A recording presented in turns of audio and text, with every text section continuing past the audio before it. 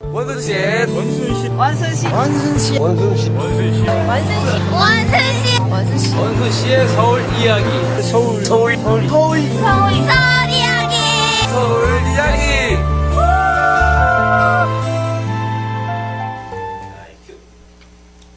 네, 안녕하세요. 반갑습니다. 원순시의 서울 이야기 시즌 2 벌써 7번째가 됐습니다. 참 세월 빨리 가네요. 오늘은 특별히 서울시 공무원들과 함께 90분간 생방송을 만들려고 합니다. 네. 이게 또 제가 이렇게 자꾸 실수합니다. 네. 굉장히 소리가 안 들리셨죠? 네, 다시 하겠습니다. 이게 실수 전문 방송입니다. 네. 원순시의 서울 이야기 시즌 2 7번째 시간인데요. 네, 금방 시간이 이렇게 빨리 갑니다. 오늘은 특별히 서울시 공무원들과 함께 90분간 진행하는 그런 생방송을 합니다. 과거에는 30분이면 사실 금방 지나갔는데요. 왜 그런지 아시겠어요? 네, 그 이유는 바로 서울 시민 여러분과 함께 서울시청 독서 모임 서로 함께 이 방송도 소개하고 7월부터 이 자리에서 모셔서 함께 이야기 나누고 싶어서입니다. 여러분 잘 아시는 것처럼 서로 함께라고 하는 것은요, 이 걸서 맞나요? 그 다음에 길로자, 그러니까 이 걸의 길. 그러니까 우리가 독서를 하면서 함께 서울시의 미래, 서울시 행정의 미래를 한번 살펴보자는 그런 이 독서 모임인데요. 그래서 이 시간은 매회 이제 미리 책을 정해놓고 독서를 하고 온 다음에 우리가 독후감이라든지 서울시 정책을 함께 토론하는 그런 자리입니다. 그동안 주로 이제 우리 간부님들이 그 발제를 하시고요. 그 다음에 신청하신 우리 공무원들이 또 토론에 참가하는 건데, 보니까 벌써 이제 한 3회 연속 그 출연하는 우리 직원들도 계세요. 우리 박수 한번 드리세요. 네. 제가 보니까 지금 3번 참여하신 분은 3분 계십니다. 체육진흥과의 우리 박현주 주무관님. 네. 네. 우선 이렇게 책 좋아하는 분들은, 승진도 빨리 되실 겁니다. 네. 그 다음에 또, 3회 참여한 분이 박동명, 우리 시의회 사무처에 계시는 주무관님이시네요. 네, 저 뒤에 계시네요. 그 다음에 또, 한 분이 더 계신데요. 우리 소방서에, 우면 안전센터에 계시는 김춘종 소방관님이십니다. 네. 보세요. 얼굴이 훤하시잖아요. 책만 읽으시니까. 네. 오늘이 이제, 우리 서로 함께 책 읽는 모임은 4번째가 되는데요. 오늘은 특별히 저희들이 복지에 집중하기로 했습니다. 그래서 대한민국 복지, 또 복지국가 스웨덴이라고 하는 2권의 책을 읽고 말씀을 나눠보고자 하는데요. 2권의 책 제목만 봐도 딱 여러분 아시잖아요. 네. 사실 제가 시장 취임 후에 복지시장이 되겠다. 이렇게 복지를 굉장히 강조했죠. 그러니까 사실 진작 우리가 이 제목으로 좀 읽었어야 되는데 좀 늦은 감이 없지 않습니다. 저희들 이 방송 중에 실시간으로 SNS로도 지금 여러분들이 참여하실 수 있습니다. 글을 올려주시면 중간중간에 제가 소개를 하겠습니다. 그리고 특별히 오늘 이 자리에는 그 2권의 책의 저자이신 김현명 교수님, 대한민국 복지의 저자이신 김현명 교수님 나오고 계십니다. 네. 또 복지국가 스웨덴의 저자이신 신필균 사회투자지원재단의 이사장님도 나와 계십니다. 네. 그리고 이 자리에 함께 해주신 우리 직원 여러분께도 감사의 말씀을 드리겠는데요. 지금 이제 본격적인 토론에 앞서서 서울 시민이 말하는 복지 과연 어떨까요, 여러분? 영상으로 한번 보시고 시작하겠습니다. 네.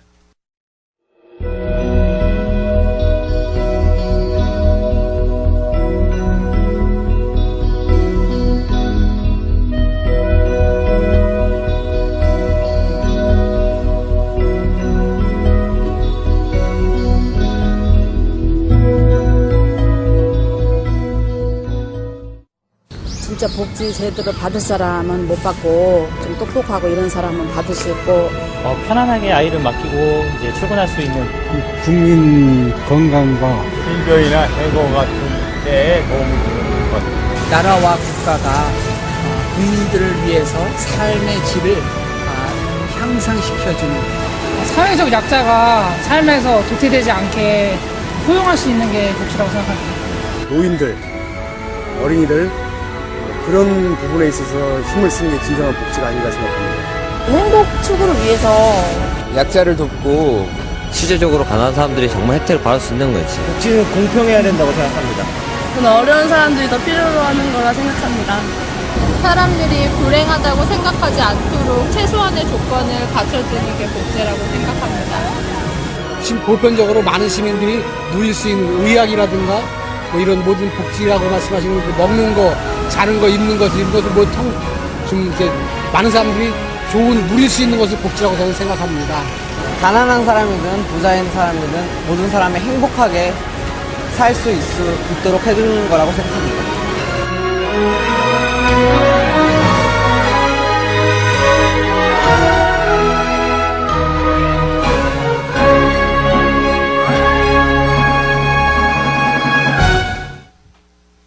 네, 시민들의 그 복지에 대한 생각을 들어봤는데요. 뭐 여러 관점에서 말씀하셨지만 결국은 행복한 삶을 보장하는 일인 것 같습니다. 오늘 이 책을 읽으신 후에 우리가 이제 발제하는 분을 늘 정하는데 조현옥 여성가족정책실장님께서 먼저 복지국가 스웨덴에 대해서 책 읽으시고요. 발제를 해 주시게 되어 있습니다. 예, 부탁드릴까요? 한 7분 정도 해 주시면 좋겠습니다.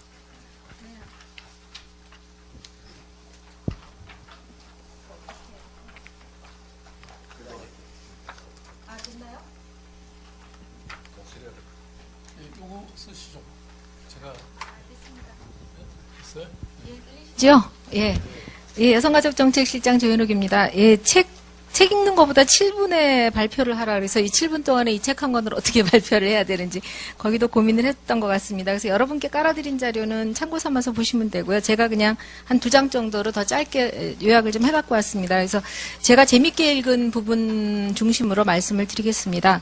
우선 복지국가 스웨덴은 신필균 선생님께서 쓰신 책이고 굉장히 쉽고 재미있게 또 굉장히 유익하게 쓰여져 있습니다. 그래서 아주 재미있게 읽었고요.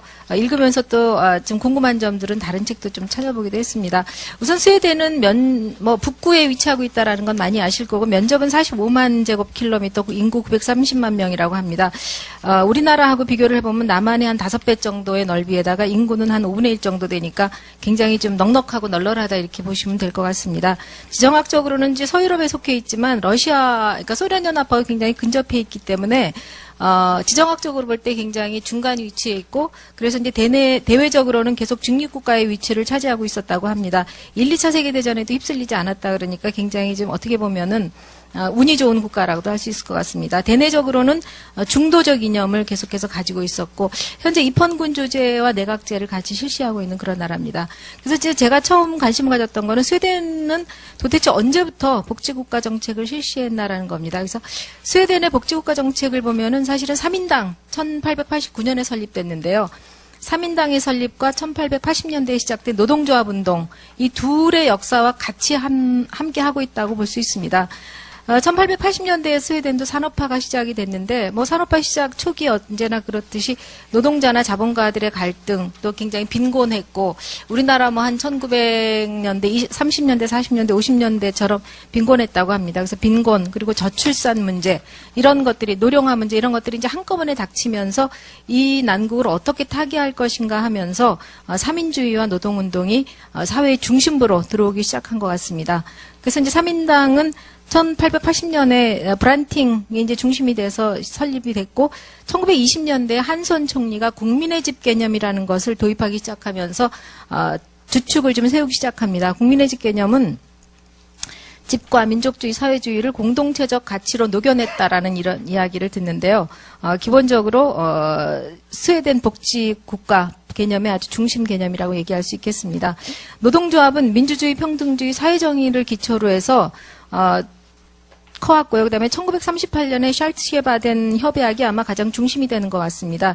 저희가 이제 보통 소셜 코퍼라티즘이라고 얘기를 하고 이제 사회적 조합주의라고도 하는데, 그러니까 노사정이 함께 모여서 같이 노동 쪽과 기업 쪽과 정부가 같이 합의를 한 것으로 노사 합의의 가장 기본적인 모델로 이렇게 이야기를 하고 있습니다. 그래서 스웨덴의 복지는 1880년대부터 시작해서 3인당의 역사, 노동조합의 역사와 함께 해왔다라고 얘기를 할 수 있을 것 같습니다.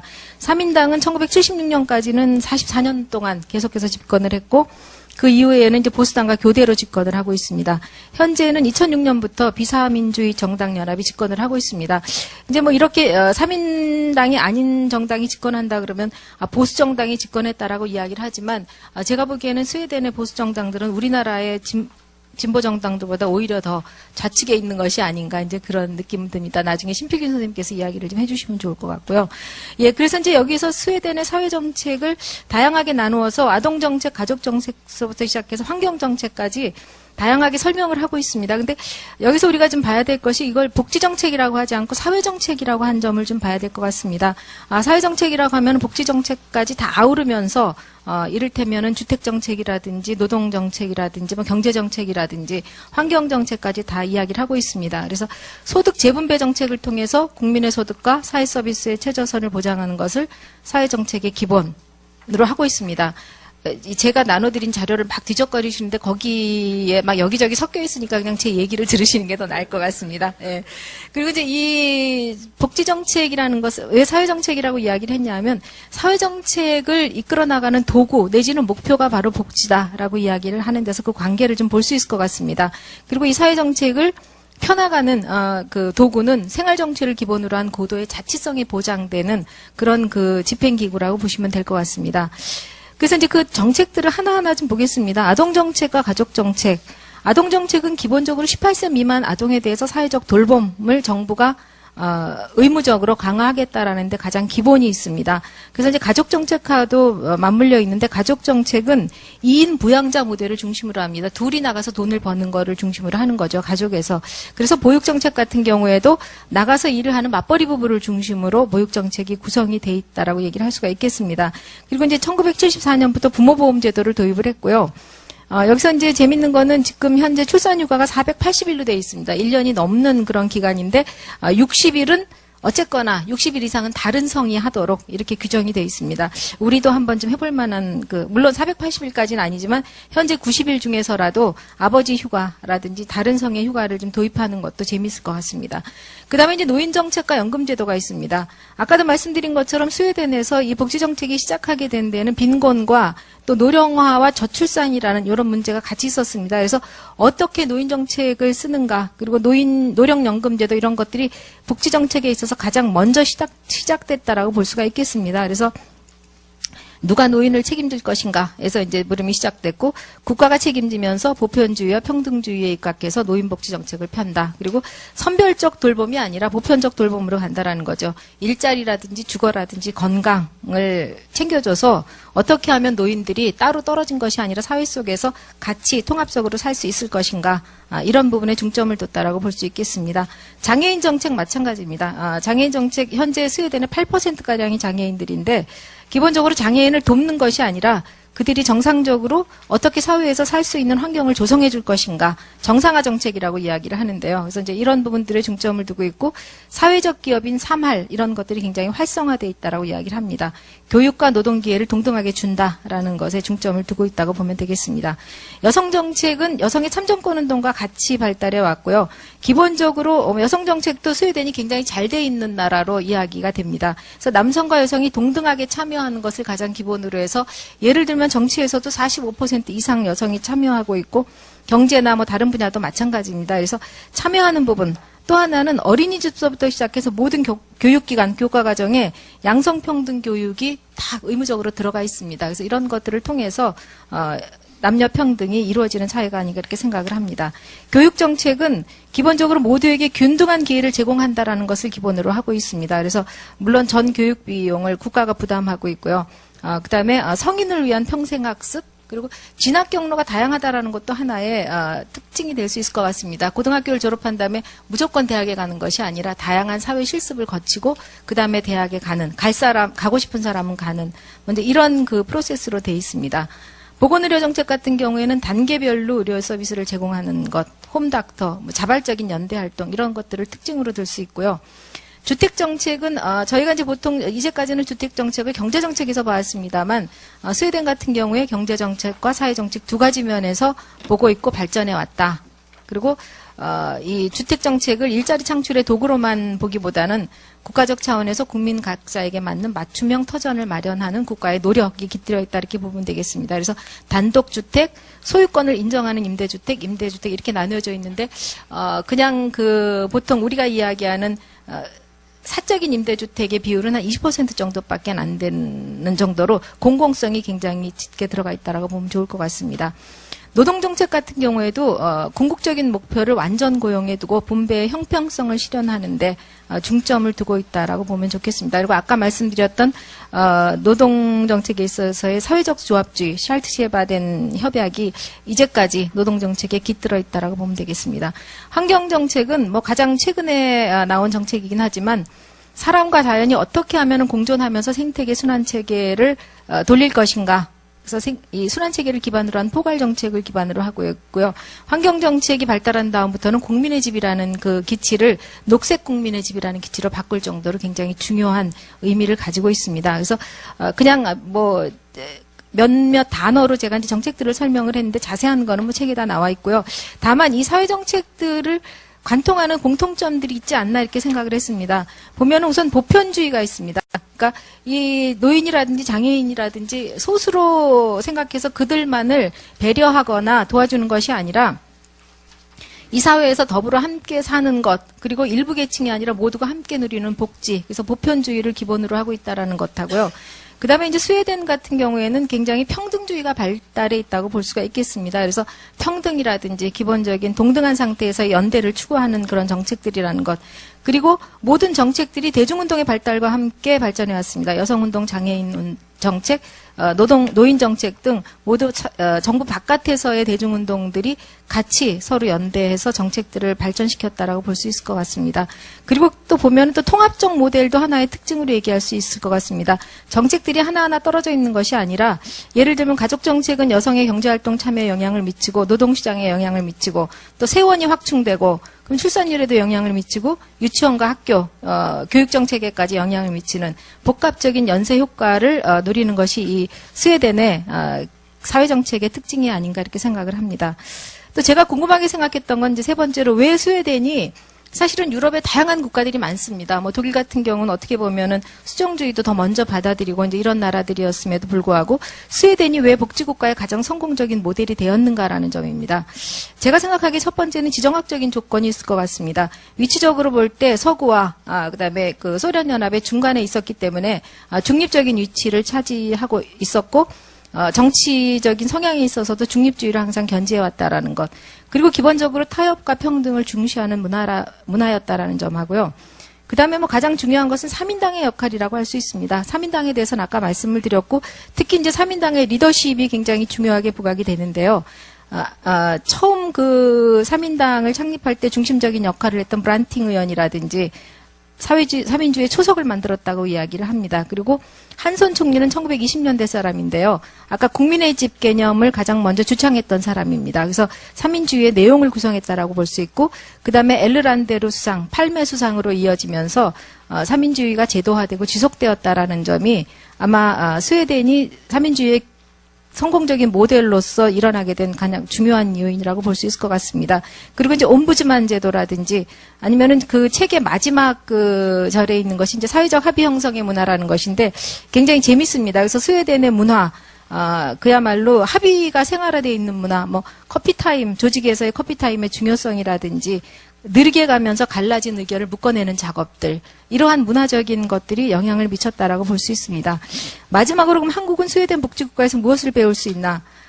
사실은 제가 그 얀태의 정신이라는 것을 보면서 한국하고는 정말 다르다라는 걸 알 수 있었습니다. 우리는 경쟁하고 1등이 돼야 되고 누구보다도 튀고 그래야 되는데 거기서는 남보다 잘났다는 생각은 하지 말자. 이제 그게 아마 기본적으로 얀태의 정신인 것 같습니다. 그래서 굉장히 다른 환경과 제도여서 어떻게 보면 대척점에 서 있지만 그럼에도 불구하고 그래서 직접적인 모델로 삼기는 어렵지만 그 김현명 선생님 쓰신 글에 보면은 사실 우리 이제 복지국가의 처음인데 이것이 어떻게 발전해 갈 것인가가 굉장히 문제다라는 이야기를 하셨습니다. 잘못하면은 그야말로 복지도 계층에 따라서 더 받는 사람은 더 받고 덜 받는 사람은 덜 받는 그런 남미 모델로 가기가 굉장히 쉬운데 그렇게 가지 말아야 된다라는 이야기를 하셨는데 사실은 스웨덴의 복지국가 모델이 하나의 우리가 기준선이 돼서 이상적으로 놓고 새로운 상상력을 발휘할 수 있는 하나의 기준선이 될 수 있지 않을까 이런 생각을 했습니다. 예, 이상입니다. 감사합니다. 네, 고생하셨습니다. 우리 조현옥 여성가족정책실장님 말 빠르죠? 네? 네, 그러니까 남들 20분에 하는 걸 그냥 하신 것 같아요. 막 앞에 보지도 않고 그냥 그 속사포로 말씀을 하셨는데 큰일 났습니다. 이제 우리 김경호 복지건강실장님이 대한민국 복지에 대해서 역시 시간은 7분밖에 못 드립니다. 네, 발제해 주시죠. 예. 저와 복지건강실에서 공부한 책은 대한민국 복지 7가지 거짓과 진실인데 김현명 교수님과 네 분의 교수님께서 함께 쓰신 책입니다. 이 책은 어떤 복지국가로 갈 것인가에 대해 서론과 7개의 주제 그리고 결론으로 구성되어 있습니다. 저는 미리 나눠드린 자료를 좀 요약해서 설명하는 식으로 진행하겠습니다.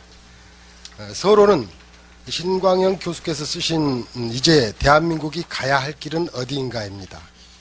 여기서는 1997년의 외환 위기와 2008년의 금융 위기를 겪으면서 고도의 압축 성장 과정에서 감춰졌거나 새롭게 형성된 노동시장의 불평등, 소득 불평등 심화, 자살 증가, 가족 해체, 저출산과 고령화 등 수많은 사회 문제들이 수면으로 노출되었습니다. 이러한 사회병리 현상은 부와 성공을 강력하게 추구하는 열망과 노력에 의한 따른 결과로 개인과 가족 그리고 사회의 관계가 균형을 찾을 수 있는 제도를 갖추는 것은 복지를 통해서만 가능하다고 하였습니다. 다음 신광영 교수께서 쓰신 첫 번째 주제는 복지는 좌파의 정책인가라는 것입니다. 여기서는 독일이나 영국 그리고 스웨덴에서 역사적으로 어떻게 복지 정책이 만들어졌는지를 살피고 모든 국가의 가장 핵심적인 역할은 국민의 생명과 재산을 지키는 것으로 이를 위해 실업, 빈곤, 질병, 자살 등 다양한 사회적 위험으로부터 국민을 보호하는 복지 정책이 현대 국가의 핵심 과제로 대두되었다고 합니다. 두 번째 주제는 김현명 교수님께서 쓰신 것으로 대한민국은 과연 복지국가일까입니다. 국민 복지 기준선, 사회적 위험에 대처하는 제도 구비 여부, 복지 비용 지출 수준 등 세 가지 복지국가 판별 기준에 따라 평가하면 대한민국은 복지국가 초기 단계로 규정하고 있습니다. G. 에스핑 안데르센은 기존의 복지국가를 세 가지 유형으로 나누면서 탈상품화, 계층화, 탈가족주의 등 세 가지 기준을 사용하고 이러한 세 가지 기준의 조합에 의해 스웨덴과 핀란드의 3인주의 복지체제, 프랑스와 독일의 보수주의 조합주의 복지체제, 영국과 미국의 자유주의 복지체제로 구분합니다. 필자는 여기에 남부 유럽형 스페인, 이탈리아, 그리스 등의 남부 유럽형 복지체제를 별도로 분류하여 공무원이나 금융업 종사자 등 직종에 따라 관대한 복지 혜택을 받는 층과 불리한 위치에 있는 비정규직 등은 복지 혜택을 받지 못하는 복지 양극화로 인한 분리된 복지국가로 규정합니다. 이와 관련해서 한국의 비정규직 근로자는 전체 임금 근로자의 절반 가까이에 이르는데 이러한 노동시장의 불평등 문제는 그대로 두고 복지를 확대한다면 효율적인 복지체제를 수립하기 어려울 것이라고 경고하고 있습니다. 세 번째 주제는 신광영 교수께서 쓰신 복지국가의 큰 정부는 비효율적일까입니다. 복지국가는 통상 큰 정부를 낳는다고 하는데 대한민국은 공공 부분에 있어서 대단히 작은 정부에 해당합니다. 공적 지출이 OECD 국가 중 가장 낮아서 한국인들의 현재 삶은 매우 고단합니다. 복지국가와 관련해서 효율성은 사실 가족 차원, 기업 차원, 사회 차원에서 서로 일치하지 않습니다. 개별 기업의 입장에서는 임금을 적게 주는 것이 효율적일 수 있으나 모든 기업이 임금을 낮출 경우 전국적으로 구매력이 떨어져서 내수 시장이 위축되어 결과적으로는 사회 전체적으로 보면은 기업에 불리해집니다. 복지국가는 전형적으로 사회 전체의 관점에서 사회 문제를 해결하는 방식을 취하는데 복지국가가 실현되면서 얻게 되는 효과는 단기적으로는 고용 창출, 중기적으로는 경제활동에 참가하는 비율이 증가하는 것, 그리고 장기적 효과로 출산율이 증가한다고 합니다. 네 번째 주제는 복지국가는 쇠퇴하고 있는가라는 걸로 양재진 교수께서 쓰셨습니다. 복지국가 비판론은 크게 세 가지로 첫 번째, 자본주의 복지국가의 종말을 예고한 좌파들에 의해서 1970년대에서 80년대 당시 복지국가는 자본주의와 함께 무너질 수밖에 없다고 주장하였습니다. 그러나 실제로 자본주의 체제 복지국가는 아직 계속 살아남아 있고 소련을 비롯한 사회주의 국가는 붕괴하였습니다. 이는 복지 지출이 모두 소비는 아니며 제도 설계에 따라 복지를 많이 시행하는 나라가 오히려 재정적으로 안정된다는 역설이 성립된 것입니다. 두 번째 비판론은 공공선택론자들이 큰 정부 실패론을 내세우면서 복지국가의 위험성을 지적하고 민영화, 이타균형 등의 방안을 늘려 작은 정부를 만들어야 한다고 합니다. 하지만 보이지 않는 손과 시민사회의 자율적 역량을 과신한다는 지적이 나오고 있습니다. 해답은 능력있고 신뢰받는 제대로 된 큰 정부가 복지국가로 발달해 가는데 기초자산이 된다고 합니다. 즉 정부의 질이 높은 나라일수록 정당의 성향 여부를 떠나서 복지 수준이 높게 형성되고 있다는 것은 믿을 수 있는 정부를 가지는 것이야말로 복지국가를 건설하는 데 필요한 핵심 과제 중에 하나라는 것입니다. 세 번째 비판론은 세계화로 자본이 대규모로 이동하면서 각국이 외국 기업을 유치하기 위해 조세를 낮추는 경쟁이 치열해지고 조세를 재정적 기반으로 하는 복지국가의 기초가 흔들리게 된다고는 주장입니다. 그렇지만 현실은 각국이 경쟁적으로 세금을 인하하는 조치를 취한 것으로 보이나 재정 기반은 약화되지 않았는데 낮은 세율, 넓은 조세 기반이라는 세제의 변화를 통하여 복지국가의 재정 기반을 유지하고 있습니다. 다섯 번째 주제는 복지국가는 도덕적 해이를 가져올까입니다. 신광현 교수께서 쓰신 부분입니다. 도덕적 해이와 관련해서는 복지 수혜자의 도덕성 관점 그리고 경영의 관점에서 도덕적 해이를 지적하고 있습니다. 도덕적 해이와 관련되어 복지국가에 대한 예상은 크게 세 가지로 복지국가는 취업률이 낮아지게 된다. 대학 진학률은 감소하게 된다. 실업률이 증가한다라고 하지만 예상은 현실과 다르게 복지국 강국의 취업률이 높고 대학 진학률은 큰 차이가 없습니다. 복지와 실업률은 실증적으로 살펴보면은 복지 강국의 실업률이 더 낮습니다. 이와 같이 도덕적 해이에 관한 문제로 복지국가를 비판하고 있는 주장들이 잘 들어맞지 않는 것은 일에 관한 문제는 돈으로만 따질 수 없다는 어떻게 보면 평범한 경험칙을 고려하지 않은 잘못에서 비롯된 것입니다. 여섯 번째 주제는 복지국가는 성장 및 세계화 상극일까입니다. 이정욱 교수께서 쓰신 부분으로 2010년에 유럽의 포르투갈, 아일랜드, 그리스, 스페인 네 나라가 신용부도를 맞아 구제금융을 받자 보수 진영에서는 이 나라들이 과잉 복지로 인해 국가 부도까지 갔다고 주장하는데 복지에 지나치게 지출하여 경제가 어려워진다면 이들보다 더 복지 강국인 북유럽, 중부유럽 순으로 무너져야 하지만 복지가 발달한 나라들은 성장을 저해하는 재정위기를 겪지 않고 있습니다. 또 세계화 시대에 외국인들로부터 투자를 유치하기 위해 세금이 낮아지고 각종 규제가 철폐되어야 하는데 복지국가는 세금도 많고 사회보장에 대한 부담도 크므로 세계화 시대에는 복지국가의 존립이 어렵다는 주장이 최근에 등장하였는데 실제로는 다국적 외국 자본이 로마에 가면 로마법에 따르고 있습니다. 복지국가에 투자하면 복지를 강화하고 저복지국가에 투자하면 역시 마찬가지로 저복지의 수준의 그런 행태를 보인다는 것입니다. 세계화 과정에서도 북유럽 국가는 복지 지출을 높게 유지하면서 좀 더 사회적으로 조정하는 방식으로 대처하는 등 강한 복지국가를 유지하고 있습니다. 7번째 주제는 보편적 복지는 무책임한 퍼주기일까입니다. 윤홍식 교수께서 쓰신 부분으로 우리나라는 실제 경제 성장을 이루었음에도 노후, 주거, 교육에 대한 불안이 해결되지 않고 있습니다. 보편주의 복지는 근로동기 및 저축률 감소 등으로 경제에 부정적 영향을 초래한다는 우려와 달리 아래 표에서와 같이 실제로는 긍정적인 경제 성과를 도출하고 있습니다. 다음 쪽입니다. 복지국가의 재원을 마련하는 방식을 보면은 부자들에게서 세금을 걷는 소위 로빈훗 방식의 세금으로 운영되지 않고 있습니다.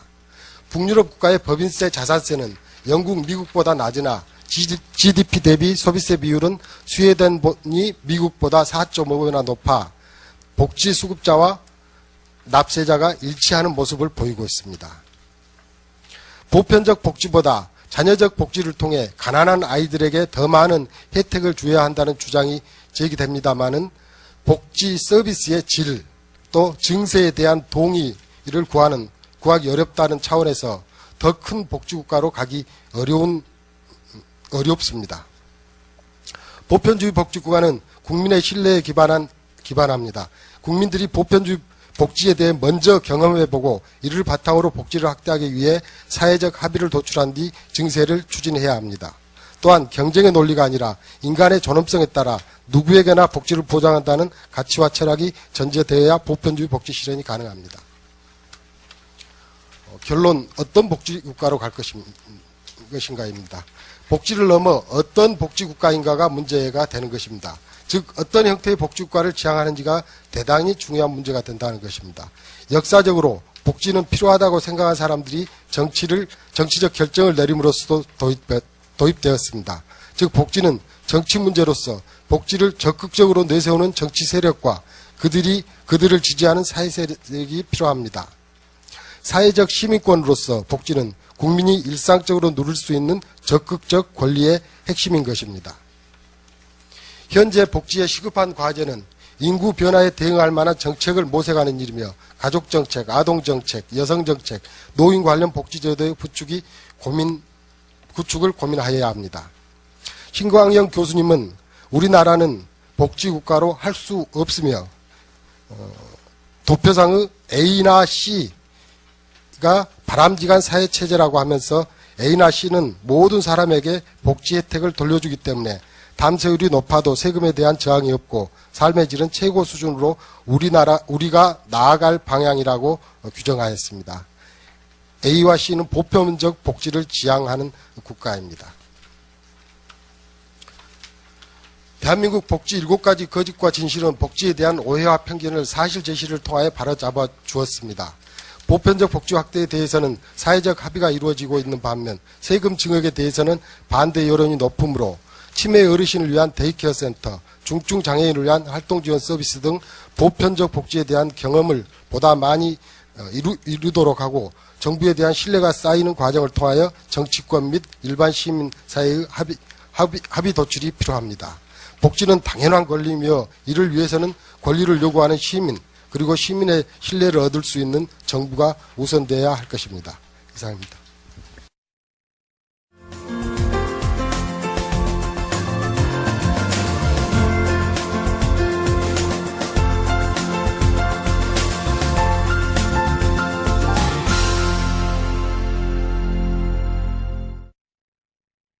수고하셨습니다. 이렇게 사실 책을 읽고 이해하는 것, 그리고 그걸 또 발표하는 것은 굉장히 사실 다른데, 다음에는, 좀 더 짧은 시간에 더 설득력 있게 좀 이렇게 뭐랄까요, 좀 굉장히 자연스럽게 이렇게 말씀을 해주시면 더 좋을 것 같습니다. 막 빨리 시간 안에 마치시려고 너무 긴장하신 것 같습니다. 두 분이 다. 네. 이제 뭐 완전히 그 자유 토론에 들어가겠는데요. 그 복지라고 하는 이 두 권의 책을 주제로 해서 저희들이 얘기를 나누겠습니다. 이제 여러분들이 얘기를 나누실 때는요, 3분이라고 하는 시간의 제한이 있습니다. 그러니까 뒤에서는 잘 안 보이시나요? 이렇게 보시면 보이십니까 다? 네. 그러니까 시간을 고려해 주시고요. 우선 저자 두 분의 말씀을 한번 들어보겠습니다. 누가 먼저 말씀하실래요? 네, 신필균 선생님. 네. 그럴까요? 그러면 예, 우리 김현명 교수님이 먼저. 네. 신필균 박사님이 저보다 연배가 위신데 제가 그냥 먼저 하겠습니다. 예. 이렇게 좋은 그 학습장이 이렇게 있다는 거에 대해서 굉장히 놀랍습니다. 대학에서도 이런 방식의 학습과 교습이 참 이루어지기 힘든데 시장님께 다시 한번 감사의 말씀을 드리고 저희는 책이 공동저자입니다. 아무튼 아까 시장님께서 3,000권 더 나간대요. 너무 감사합니다. 이 좋은 내용이 많이 좀 알려졌으면 좋겠습니다. 그리고 이게 교수들이 글을 많이 쓰다 보면요, 이 서머리 하기가 힘들어요. 자기가 너무 많은 내용을 써갖고. 근데 두 분들 잘 요약해 주신 것 같고요. 제가 한 두 가지 정도만 더 포인트로 좀 말씀드리겠습니다.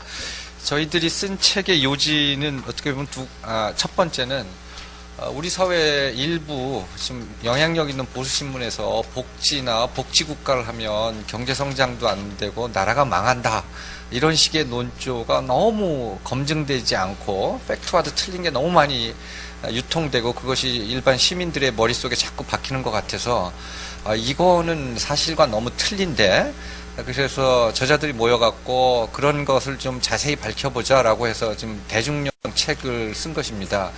전체적인 메시지는 이렇습니다. 우리 사회에 지금 저출산 고령화라든지 양극화라든지 이런 문제를 해소하기 위해서는 우리가 복지국가 시스템을 갖추지 않으면 앞으로 경제성장도 어렵고 사회 지속 가능성도 없어진다. 즉 복지국가로 가는 게 대한민국이 망하는 길이 아니고 복지국가로 가야지 대한민국의 지속 가능성과 삶의 질이 높아진다라는 게 저희들이 갖고 있는 핵심적인 메시지고, 왜 그래야 되는가에 대해서는 아까 김경호 실장님이 자세히 이제 말씀을 해주셨고요.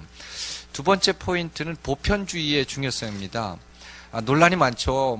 그 시민들 중에는 왜 부자들한테도 복지 주냐 이렇게 주장하시는 분도 있는데, 보편주의하고 선별주의 여러 가지 논리가 있습니다만 그걸 핵심적으로 표현해서 좀 이해하기 쉽게 말씀드리면, 선별주의는 부자들의 돈을 걷어갖고 가난한 사람들한테 복지 지원을 해주는 제도입니다.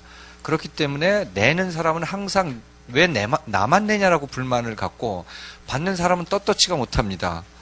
그런데 보편주의 복지제도는 너도 내고 나도 내고, 우리가 살아가면서 어떤 위험에 노출이 되고 가게가 파탄 날지도 모르고 아플지도 모르고 하니까 조금씩 내서 우리가 닥칠 수 있는 위험에 공동으로 대응을 하자라는 게 보편주의의 원리입니다. 그래서 스웨덴 책 읽어보셔서 알겠지만 스웨덴은 모든 사람들이 다 복지에 대해서 세금으로 돈을 내고 거의 대부분 다 돌려받습니다. 즉 모든 사람이 내고 모든 사람이 돌려받는 게 보편주의의 핵심적인 원리라고 말씀을 드릴 수가 있고요. 한 가지만 더 말씀드리면 우리 사회에서 보편주의가 왜 중요하냐. 스웨덴 예를 생각하면 됩니다. 스웨덴은 경제 개방도가 굉장히 높습니다. 그건 무슨 말씀이냐면 스웨덴은 내수 시장이 적기 때문에 상품을 세계 시장에서 경쟁을 해야 됩니다. 그러려면 산업이 세계적 경쟁력을 갖춰야 되는데 낙후된 산업들은 빨리빨리 없애야 돼요. 그럼 근로자들의 구조조정 문제가 발생이 됩니다. 그렇게 되면 근로자들을 다시 재교육을 시켜서 새로운 산업으로 보내야 돼요. 즉 그런 사람들을 위해서 노동시장에서 이탈됐을 때 이 사람들이 어느 정도 안정된 삶을 살 수 있는 시스템을 만들어 놓지 않으면 세계 경제에서 살아남을 수가 없어요. 대한민국은 이미 수출입 의존도나 이런 측면에서 세계 최고의 경제 개방도를 갖고 있습니다. 그래서 한국이 수출주도 경제 성장을 계속 유지하려면 밑바탕에 사회 안전망이 깔려 있지 않으면 쌍용 자동차 같은 야만적인 사태가 벌어집니다. 사회적 비용이 너무 크고요. 그래서 보편주의라는 게 인권을 보장하는 측면도 있지만 우리 사회가 세계 경제 속에서 서바이벌 하기 위해서 필수적으로 갖춰야 될 굉장히 중요한 요소 중에 하나다라는 걸 제가 좀 개인적으로 강조드리고 싶습니다. 이상입니다. 예, 역시 너무 잘 이해가 되네요. 예. 또 어떤 교수님들은 너무 근데 어렵게 말씀하셔갖고, 네, 정말 우리가 잘하는 것도 너무 헷갈리게 만드시는데, 우리 김현명 교수님 안 그러시죠?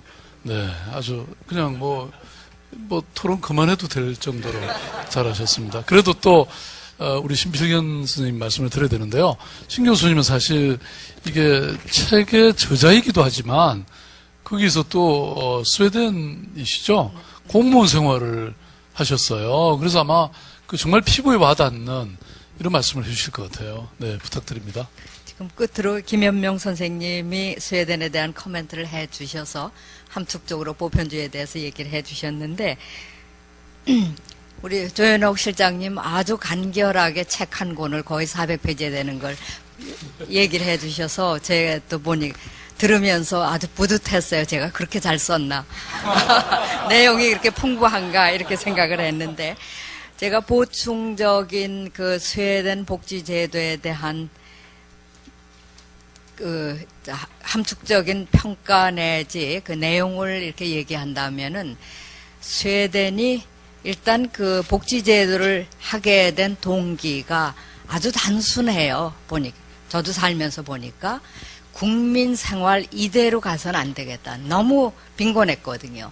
거기다가 조금 전에 그 얘기하신 대로 저출산, 고령화가 함께 오니까 이 빈곤 사회에서 경제활동 인구가 적어진다는 이 사실은 지속 가능성 문제에 대단히 큰 위협을 정치가들이, 지도자들이 느낀 겁니다. 거기에서부터 어떻게 하면 그러면은 이 사회가 이제 점점 산업화되면서 주변 국가들과 같이 가야 되거나 혹은 경쟁해야 되는 입장인데 독특한 우리의 방법은 무엇일까를 발견한 게 복지국가라고 저는 생각합니다. 그래서 스웨덴에서의 보편주의 하면은 사실 결과적으로 이렇게 혜택을 골고루 주는 것 이렇게 얘기를 하지 않습니다. 모든 국민이 기회의 평등을 누려서 사회 참여를 철저하게 만드는 것.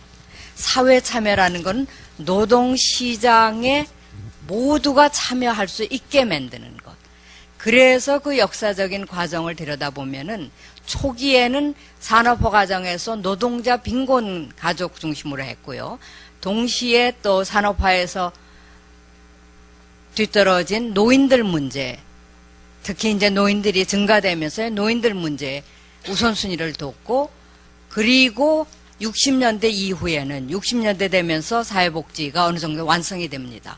그래서 삶이 제대로 좀 편하게 되기 시작하니까 그 다음에는 소수자 문제 내지 사회적 약자 문제를 본격적으로 다루고요. 현대에 와서는 여성의 사회 참여. 그래서 실질적으로 보면은 기회의 평등을 대단히 강조하는 보편주의입니다. 그런데 이제 그 기회의 평등을 누리게 하기 위해서는 어떻게 해야 되느냐? 그게 바로 사회 서비스가 충만해야 된다. 그러니까 노동시장으로부터 이탈될 때 소득 손실이 오면은 그 보장은 사회적으로 해준다. 이게 소득 보장 제도고요. 옆에서 사회 서비스 인프라가 제대로 있어야지만 어려운 사회 구성원이 다시 재기할 수 있는, 재활할 수 있는 기회 발판이 된다. 그래서 소득 보장과 사회 서비스의 두 축이, 저는 그거를 양바퀴라고 하는데 어느 바퀴가 적어도 실질적으로 작동이 제대로 안 된다. 이런 이론을 굉장히 믿었어요. 그래서 그 둘을 계속 그 프로그램을 그 양쪽에 다 발전시킨 겁니다. 이제 이렇게 되니까 결과가 이제 모든 그 국민들이 소득 보장과 사회 서비스를 통해서 여기서 사회 서비스를 하면은 단순히 돌봄과 케어만 얘기하지 않아요. 예를 들면은 뭐 보육센터나 이런 노인들에 대한 그 실버타운 이것만 얘기하는 것이 아니라 큰 의미에서 사회 서비스가 바로 교육제도. 또 다른 하나는 의료, 건강 의료제도, 의료 서비스. 세 번째는 아까도 좀 멘트 하셨는데 주택까지도 포함을 시킵니다. 우선 삶의 터전이니까요. 거기다 모든 안전적인 인프라가 다 포함이 되죠. 그러니까 이런 것이 없을 때 다시 재활할 수가 없으니까. 근데 특히 교육에 투자를 굉장히 많이 한 것은 교육을 모든 일생 동안 교육 과정이 다 무료인 것은 바로 인적 자원 투자에 관심이 컸던 것입니다. 그래서 940만 분이 안 되는, 지금 현재는 940만을 치닫는데 안 되는 인구지만 그 인구가 세계 경쟁에서 이겨내려면은 그만큼 경제활동 인구가 모든 나름대로의 특성에서 자기개발, 이것을 발휘할 수 있어야 된다. 그 동시에 오늘날은 이노베이션에 가장 크게 앞서가기 시작을 해요. 그러니까 이제 이게 복지제도가 그래서 이렇게 단순히 도와주고 이러는 것보다는 한편으로 사회정책이라는 걸 두고 조금 아까 그 말씀하신 거에 제가 수정 보완을 한다면 다른 한편에는 경제정책을 두고 큰 사회에서 경제정책은 생산이고 사회정책은 일종의 소비정책이기도 해요.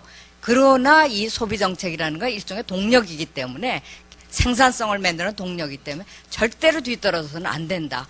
이제 이 차이를 균형을 같이 가기 위해서 이 복지정책을 대단히 강하게 만들어내기 시작한 겁니다. 그러니까 스웨덴의 그 독특성을 얘기할 때 딱 그 균형 발전, 조화, 이제 이것이 평등을 만들어냈고 목적도 기회의 평등이지만 어쨌든 모든 프로그램이 그렇게 조화와 그 균형 발전을 시킬 수 있는, 그러니까 그게 행정에서도 드러나죠.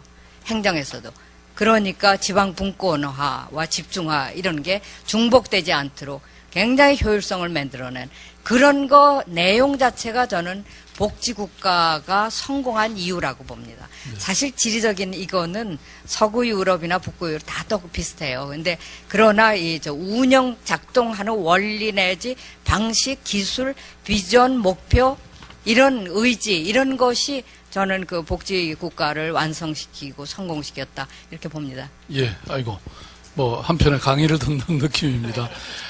정말 이 두 권의 책, 또 두 분의 저자의 말씀을 들으면서 이 복지에 대한 우리의 굉장히 많은 오해나 편견, 이런 걸 좀 바꾸게 되는 것 같습니다. 그러니까 그 보통 인간의 어떤 존엄성을 지키는데 복지가 필요할 뿐만 아니라 더 나아가서 국가 발전이나 경제 성장을 위해서도 굉장히 중요한 것이다. 이런 이제 생각을 하게 되는데요. 제가 왜 며칠 전에 홍콩을 갔다 왔잖아요. 거기 보니까 이 임대주택이 국가가 제공하는 임대주택의 비율이 거의 한 30% 돼요. 우리는 이제 뭐 기껏해봐야 지금 4.9%거든요. 그러니까 비교가 안 되는 거죠. 아까 이게 스웨덴은 보니까 뭐 국가가 제공하는 것만 22% 정도 되더라고요. 그러니까 도대체 세금 내 갖고 우리 정부는 뭐 한 겁니까? 시장이 이런 소리 하면 안 되지만 좀 화가 나요, 정말. 그러니까 지금부터라도 우리가 늦지 않았으니까 열심히 해야 되겠는데요. 좀 우리 직원들도 좀 이렇게 적극 한번 참여해 주시죠. 네.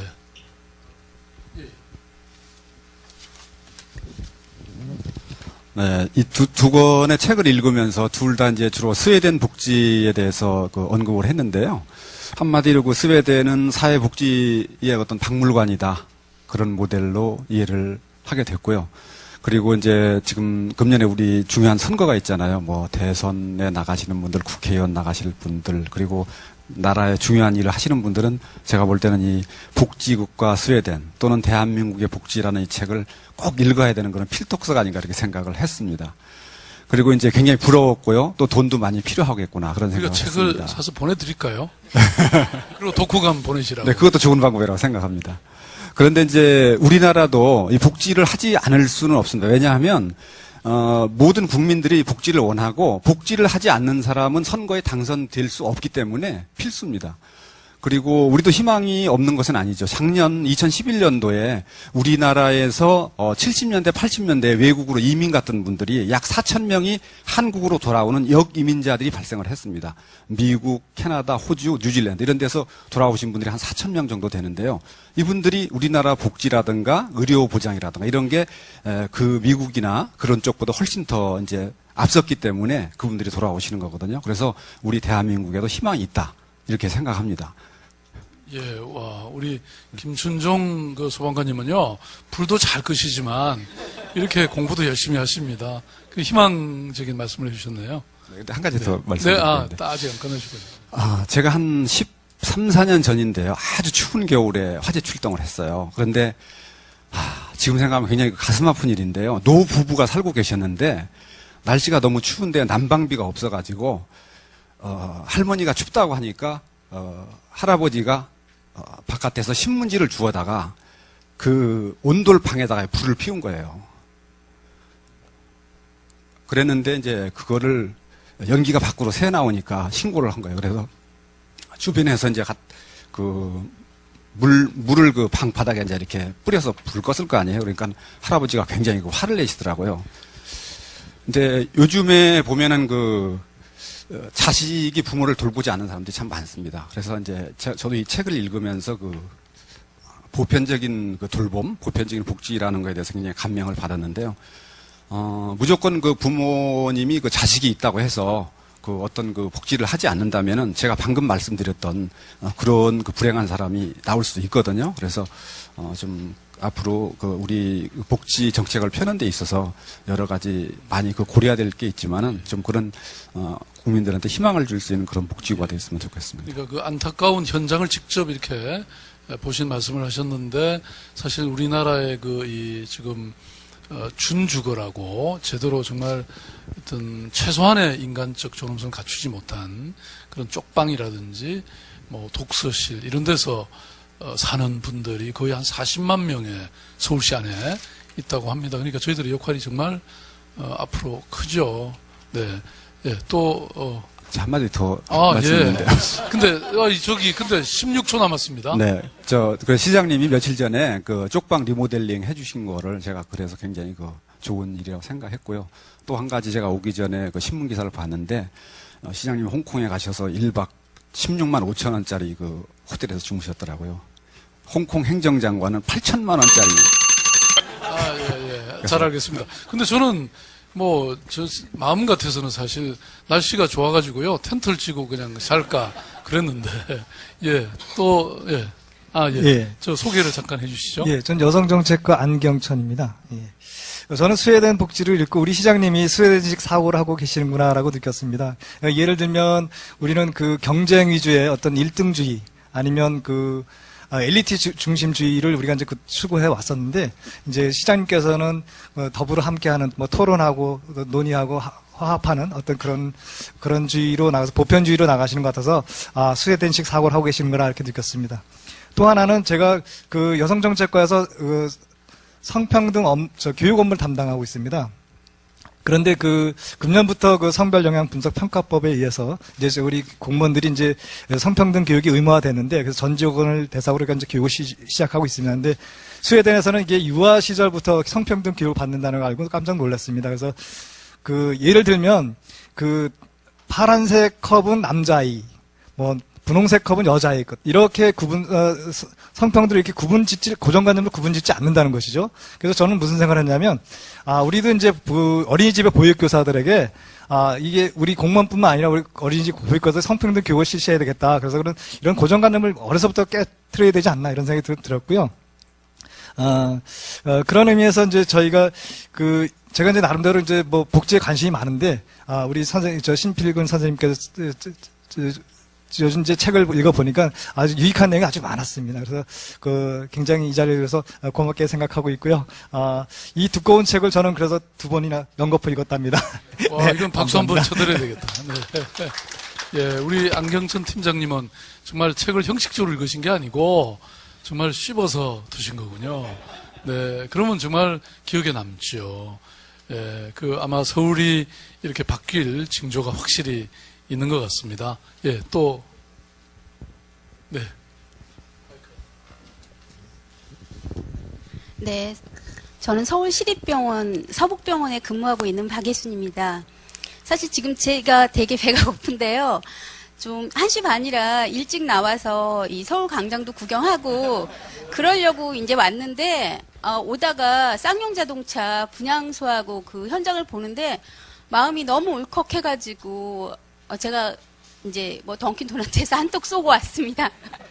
그래서 너무 마음이 울적하고 그랬는데 이제 이 책을 읽으면서 우리는 지금 우리의 현실은 어떡한가 그런 생각을 많이 했는데 사람들하고 이렇게 말을 해보면 너무 불안하다. 현재 우리가 살고 있는 사회는 너무 불안하다. 미래가 불안하다.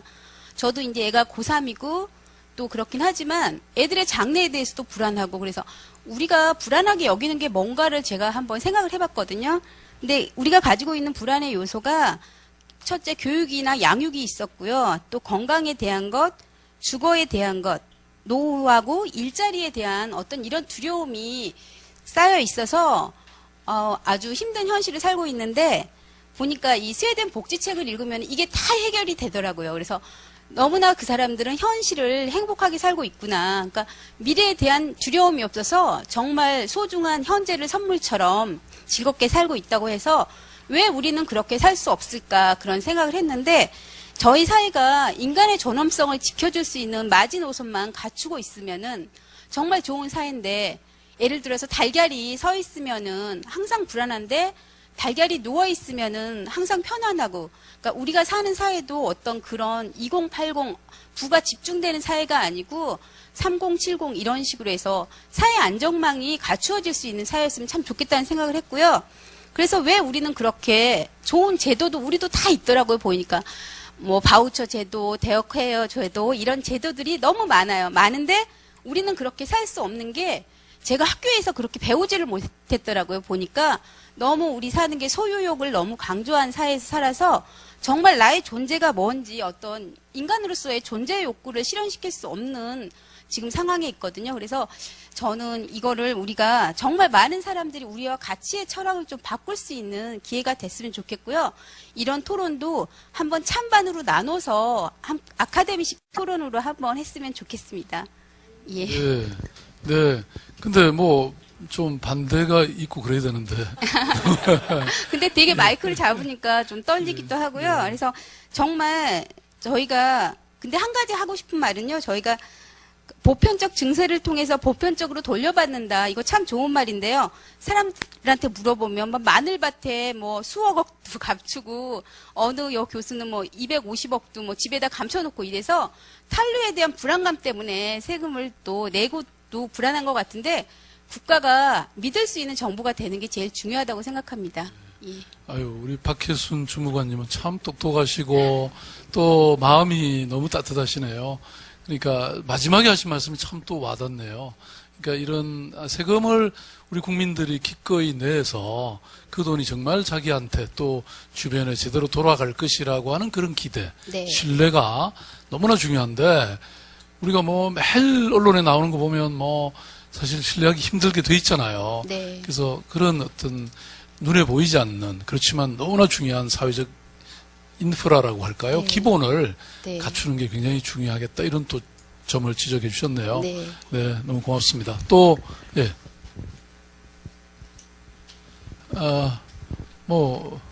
네네. 예. 예, 한강사업본부에서는 홍정원입니다. 이 책을 보면서, 참, 여러 가지 몰랐던 사실을 알게 됐는데, 그 중에 그 선성장, 후분배의 그 논리, 이거는 쭉 자라오면서 그동안 세뇌되었던 그런 논리가 아니었는가. 그래서 우리가, 요번 이 책을 읽은 그 계기로 해서, 우리가 경로의 의존성, 그런 것을 탈피할 수 있는 계기가 되었다 싶고요. 또 하나는 왜 이건희 회장의 손자도 무상급식에 참여해야 되는가에 대해서 제가 확실히 답변할 수 있는 그런 지혜를 얻게 되었습니다. 그리고 또 하나 이제 공무원이다 보니까 저도 우리나라가 큰 정부고 공무원 수가 많은 줄 알았어요. 근데 이 책을 보니까 아니더라고요. 그래, 최소한 현임 시장 재임 중에는 뭐 공무원 쫓아내라 마라 뭐 그런 논란이 없을 것 같아서 저도 공무원이니까 다행이라고 생각합니다. 이걸 읽으면서 그 복지라는 것이 어떻게 보면 그 있는 자들, 그러니까 권력이든 뭐 재물이든 있는 자들이 얼마간의 그 양해 내진 이해, 양보가 필요하다고 생각되는데 그 한 그 개념으로 이 책을 보니까 스웨덴의 연대 임금 정책이라는 게 있더라고요. 보니까 그게 뭔가 봤더니 높은 임금은 깎고 그 두 분이 그 대한민국 복지하고 스웨덴 복지의 그 연대 임금 정책에 대해서 약간 설명을 틀리게 해놨는데 그 대한민국 복지에 의하면은 그 연대 임금 정책이라는 것이 높은 임금은 깎고 낮은 임금은 좀 높여준다는 개념인데 이것이 우리가 그 2회 독서 토론의 그 몬드라곤에 나온 그 임금 정책하고 개념이 좀 비슷하다고 생각됩니다. 제가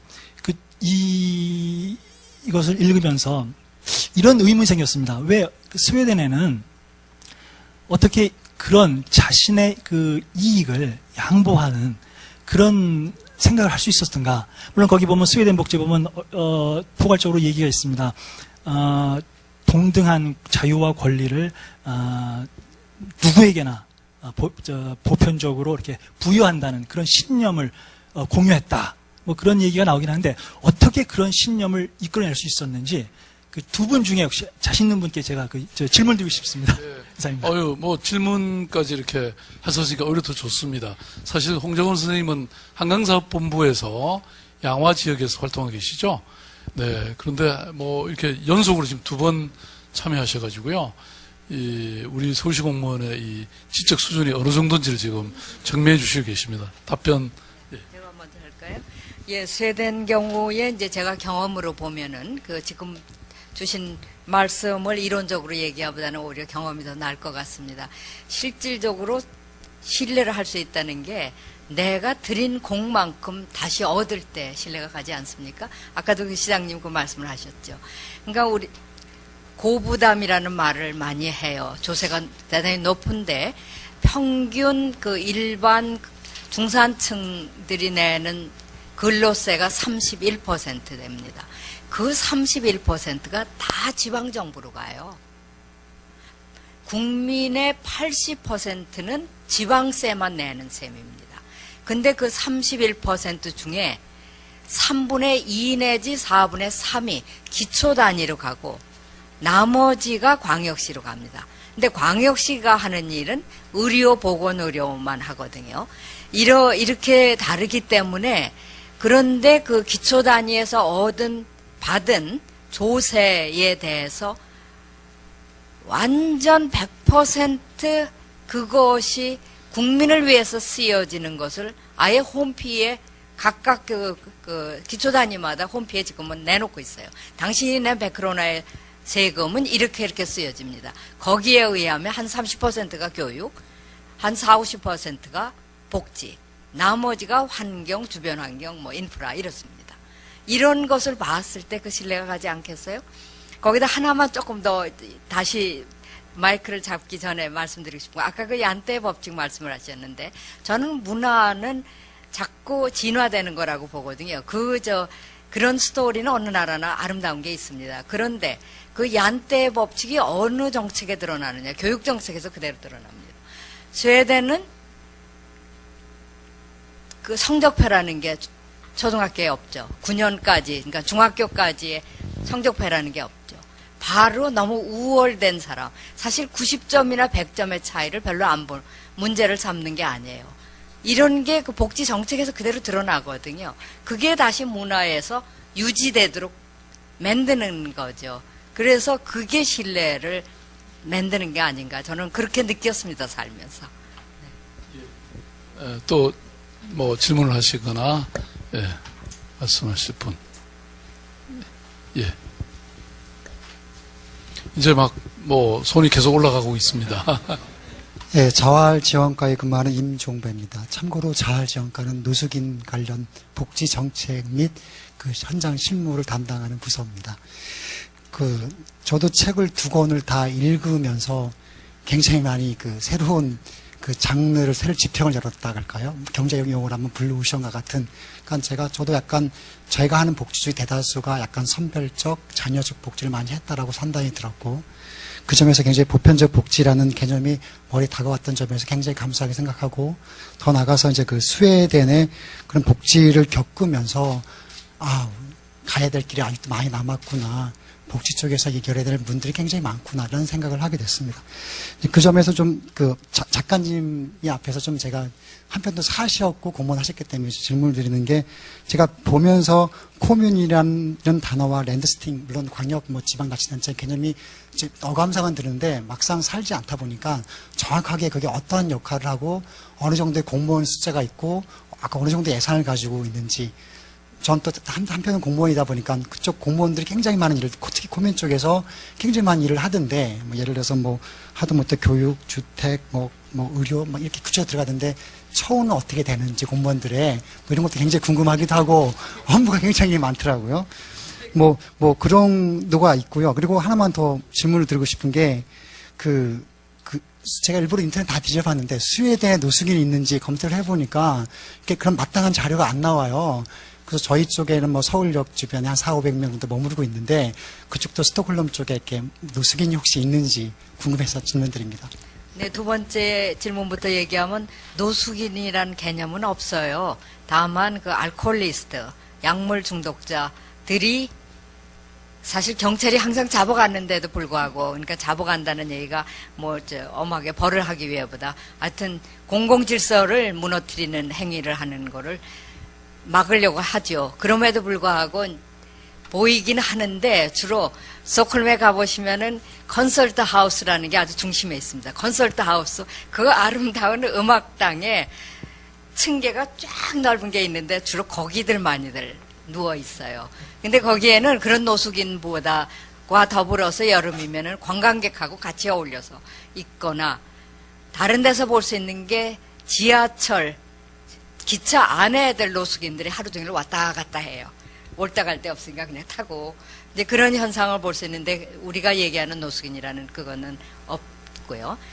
그리고 공무원 대우라는 건, 제가 이제 공무원을 해봤습니다만은, 공무원 대우는 정상적인 그 시장의 평준화된 그 인컴하고 거의 비슷해요. 그래서 특별히 그러나 초기에는 공무원들에 대한 대우가 우리나라 같았어요. 특별한 무슨 보험제도가 있고 노후에 연금이 먼저 생겼다든가 이런 거는 역시 이제 공공질서를 위한 서비스 요원이라 생각해서 2차에 그래서 이제 그거는 거의 비슷하고, 그 대우나 혹은 그 사회적인 지위 이런 거에서 특별한 걸 느끼지는 못했습니다. 제가 외국인으로서 공무원이다 이런 그 소셜 서비스다 하는 얘기를 하면은 깜짝 놀라기는 해요. 그러는데 그런 거 외에는 전혀 특별한 거를 못 느꼈고, 공무원 거의 다가 복지사라고 생각하시면 딱 맞아요. 왜냐? 국민을 위해서, 대민을 위해서 서비스하는 사람이니까. 그래서 제가 광역시에, 중앙정부에 있는 보험청에서 일을 하다 광역시에 내려갔을 때, 그 광역시에서 받은 교육 중에 하나 대단히 중요한 말이 있어요. 이 말을 시간이 가도 좀 꼭 드리고 싶습니다. 당신들의 가장 좋은 도덕관이 뭡니까? 꼭 지켜야 될 도덕관이 뭔지 아십니까?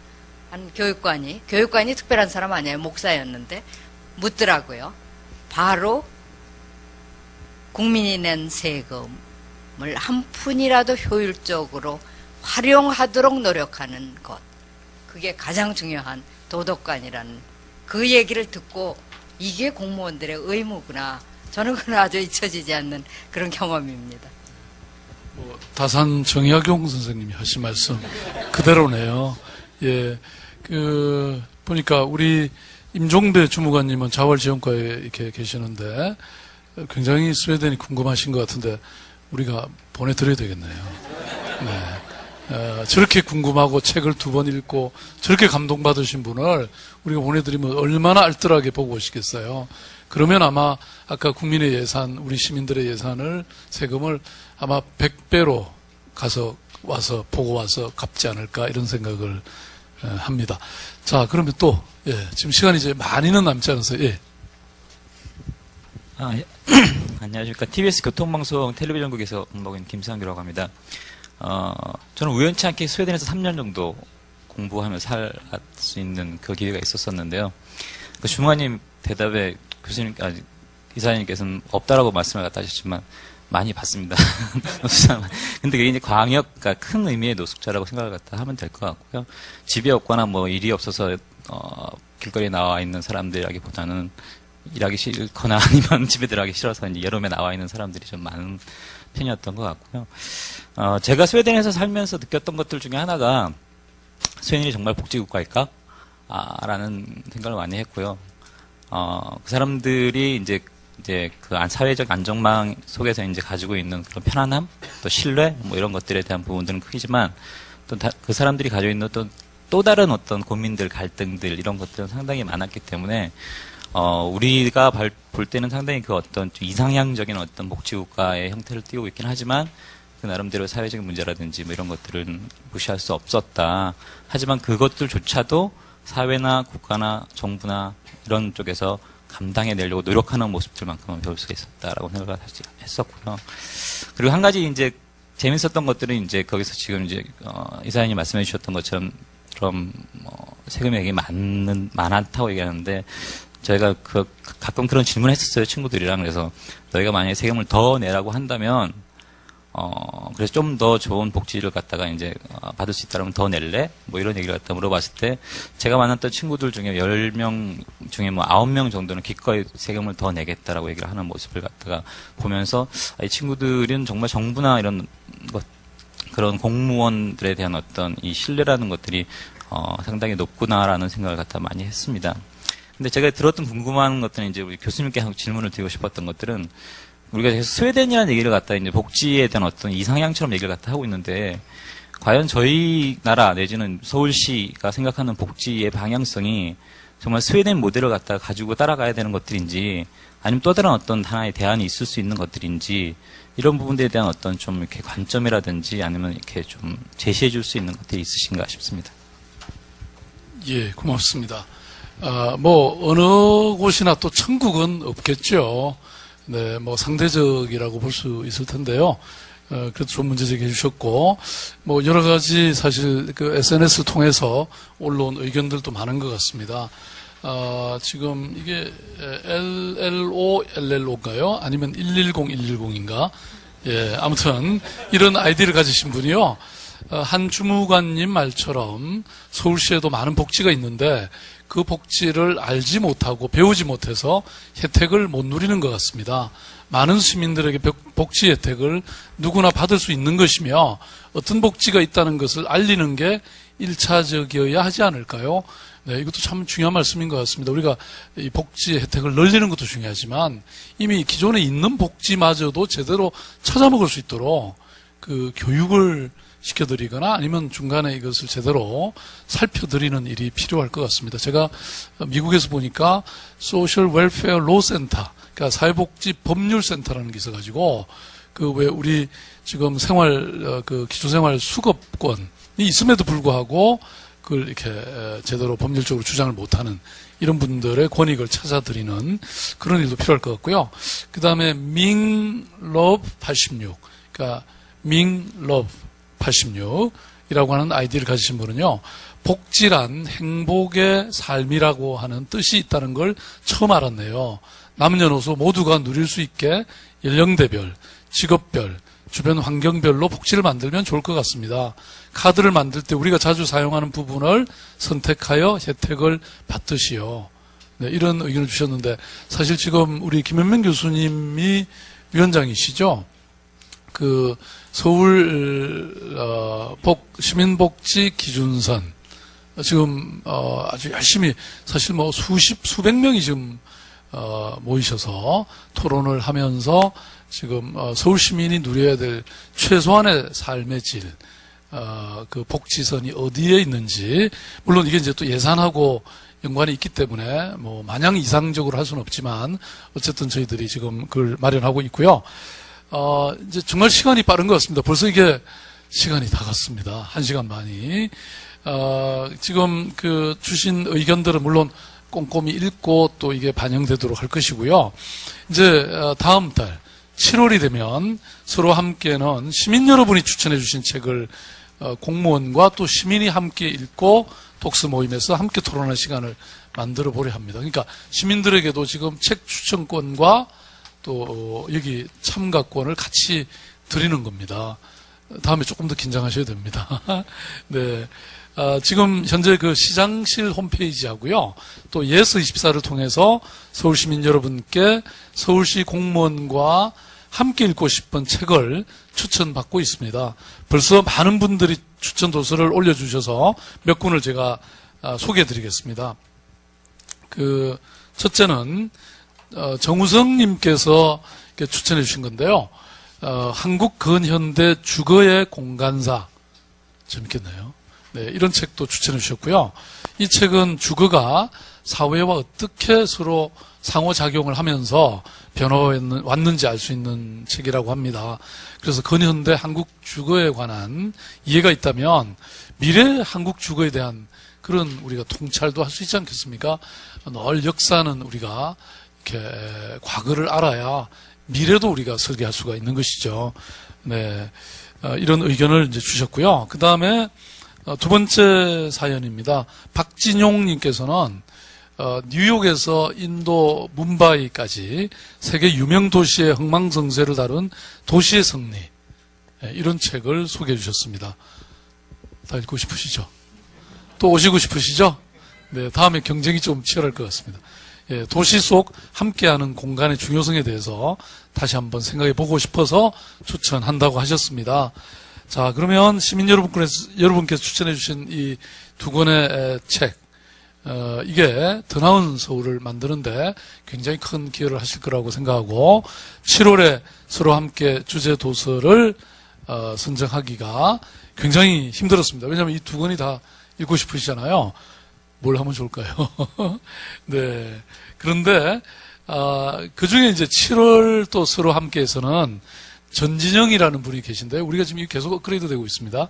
이분이 추천해 주신 지식 4로 얘기를 나누도록 하겠습니다. 여러분 지식 2 아시죠? 네.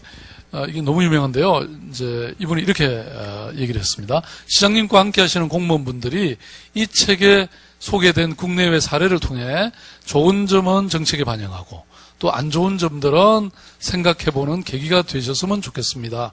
라는 추천 이유를 남겨주셨습니다. 그러면 3권이나 읽어야 되나? 네. 이거 어떡하나? 예. 아무튼, 다시 의견을 모으든지 해서 3권이 많다면 2권 좀으로 줄여보도록 하겠습니다. 앞으로도 이제 이 시장실 홈페이지 하고요. 예서 24를 통해서 서울시 공무원과 함께 읽고 싶은 책을 추천해 주시면 공무원들 그리고 제가 또 함께 책을 읽고 책 속에서 서울시가 나아가야 할 그런 길을 찾도록 하겠습니다. 다시 한번 독서 모임 서로 함께를 많이 참여해 주셔서 감사하고요. 그러면 다 같이 외치면서 방송을 마치겠는데 여러분 아시죠? 뭐 외치는지. 시민이 시장입니다. 네, 고맙습니다. 네. 네.